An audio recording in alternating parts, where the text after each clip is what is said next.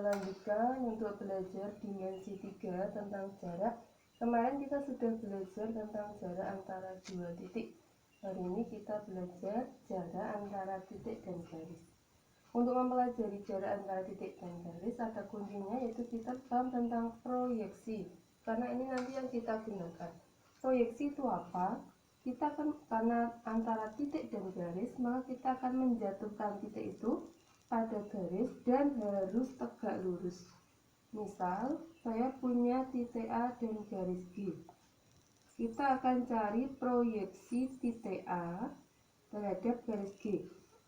Maka kita jatuhkan titik A yang tegak lurus dengan garis G.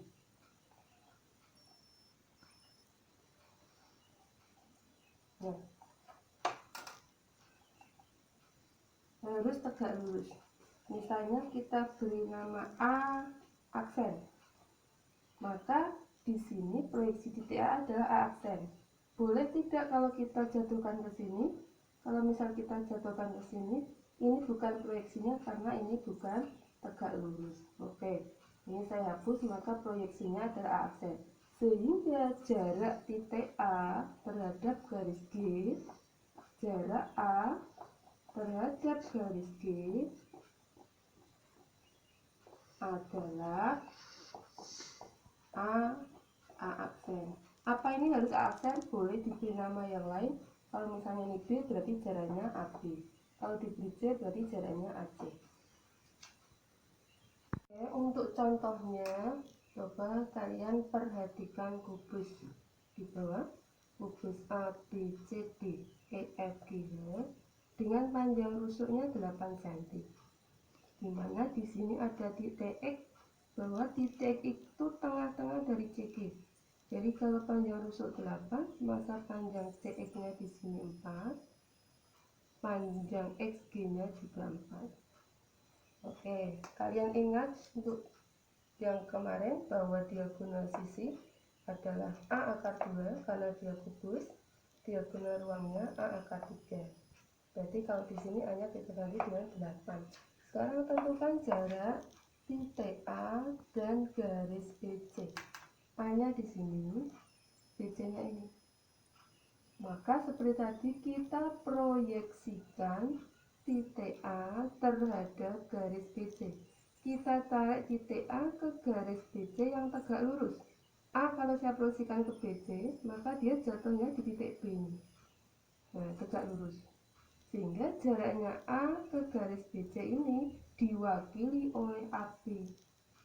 Berarti berapa jaraknya? AB di sini 8 cm, berarti jaraknya di sini 8 cm. Kemudian yang kedua, titik A dan garis HG. Maka kita proyeksikan titik A yang tegak lurus dengan garis HG. Kalau kita proyeksikan, maka dia jatuhnya di sini, tegak lurus di sini. Nah, berarti A dan HG ini diwakili jaraknya oleh AH. Nah, AH di sini dia kan sebagai diagonal sisi dalam kubus. Berarti A akar 2 karena A-nya 8, maka jaraknya 8 akar 2 cm. Oke. Kalau misalnya dicari sendiri, berarti AH kuadrat sama dengan AD kuadrat ditambah DL kuadrat. Atau langsung diagonal sisi dalam kubus yaitu A akar 2. Langsung 8 akar 2.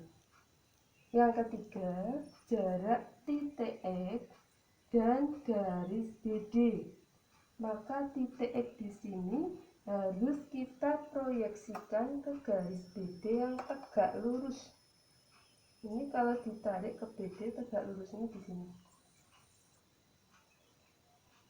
Nah, dia akan tegak lurus di sini. Nah, berarti jaraknya misalnya kita beri nama O. Berarti nanti jaraknya di sini XO. Bagaimana cara mencari XO? Kita minta bantuan segitiga XOC. Kita pindah. Di sini O, Ini E, di sini C. Di mana panjang XC di sini yaitu 4 cm. Kemudian panjang OC itu setengah dari AC. Ya, setengah dari AC. Karena AC itu diagonal sisi 8 akar 2, setengahnya 4 akar 2. Nah, sekarang kita tinggal nyari OX. Ya, OC itu setengah dari AC. AC itu diagonal sisi 8 akar 2 berarti setengah kali 8 akar 2 sama dengan yaitu 4 akar 2. Oke, sekarang kita cari OX. Berarti OX sama dengan akar dari OC kuadrat yaitu 4 akar 2 kuadrat ditambah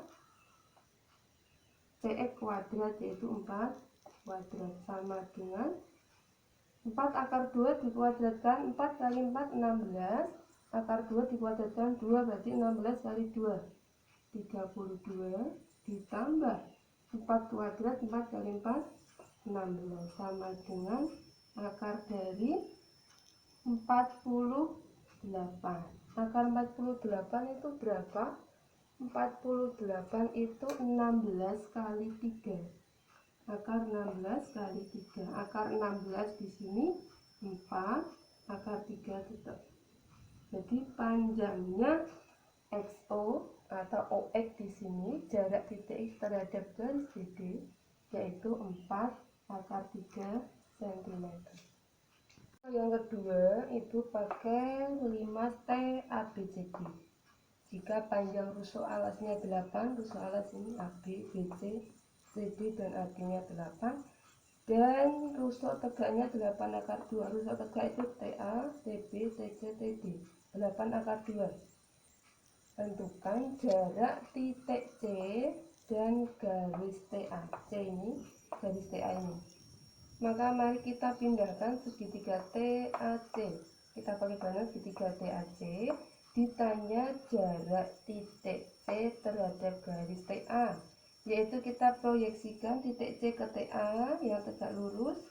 Di sini misal saya beri nama titik E, berarti jaraknya nanti adalah CE.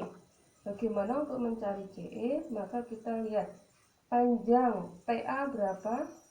8 akar 2. Panjang TC 8 akar 2. Panjang AC di sini diagonal sisi. Dia bentuknya persegi, karena ini 8 maka ini 8 akar 2. Ya, karena segitiga, 3 sisinya sama, maka dia termasuk segitiga sama sisi. Maka C diprosesikan ke E, ini berada di tengah-tengah TA. Jadi kalau TA di sini 8 akar 2, maka TE di sini setengahnya yaitu 4 akar 2 dan EA juga 4 akar 2. Oke, kita mau mencari CE, kita pakai segitiga CEA. Oke, perhatikan segitiga CEA. Maka CE sama dengan akar dari, ditanya ini yang miring CA berarti AC kuadrat